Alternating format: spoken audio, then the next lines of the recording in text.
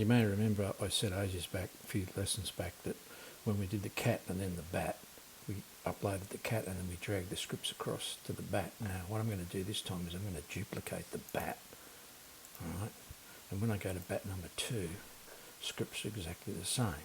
So if I run it, and you have a look, we go, oh, okay, they're both doing exactly the same thing, because one's sitting on top of the other. So a quick way to show that bat 2 is we could make bat 2 start up here somewhere and then run it, and now we've got both bats flapping.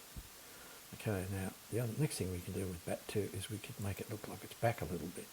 So when we go to looks, we could set the size of the second bat to say 75%, like that, and then run it, and it looks like that bat's back.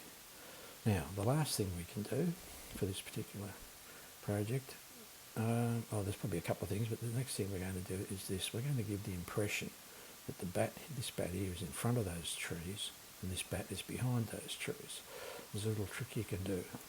This is how it works. You go to the stage, backdrop,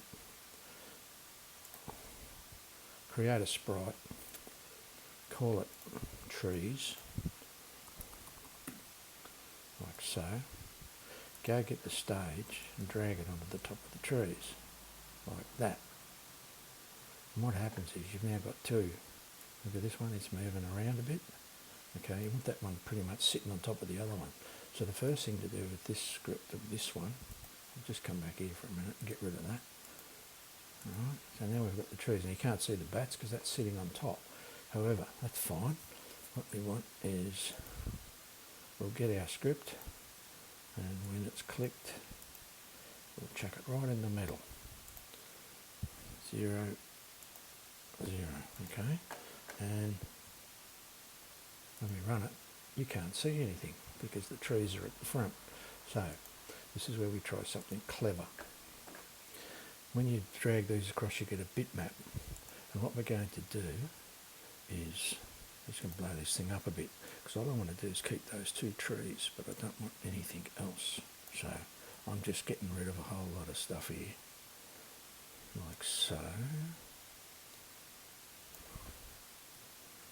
And a bit more here. So I'm deleting sections of the tree sprite, not the backdrop, the sprite, like so.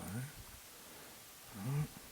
And then we'll just go back a bit smaller than that, and we'll get all this top stuff can go, and the bottom stuff can go as well, like this, and that can all go as well. Alright.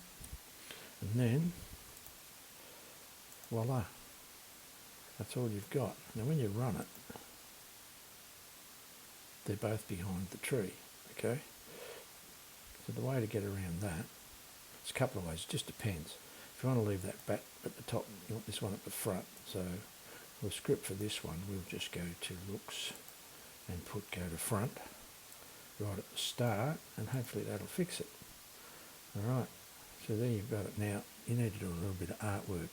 As you can notice there's a little bit of green overhang on those trees there, so if you want to get right down and get really, really fussy, we'll blow this thing right up and get the duster, and we'll cut all that green out. That's your artwork. I'm doing this really quick. That's probably not as good as it could be. We can test it as we go here, so let's just run that and see how it looks. It's the left-hand tree we're talking about. See if I manage to cut a bit more out of it. Well, that's not bad. Maybe it's a bit more up here, maybe. It's pretty rough. So those two trees sit right on top of the backdrop in exactly the right spot.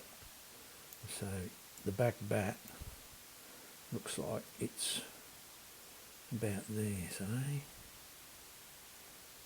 It's being very, very particular, a bit fussy here. We run that and see how it looks. Yeah, no. Alright, so now we've got a bat in front and a bat behind.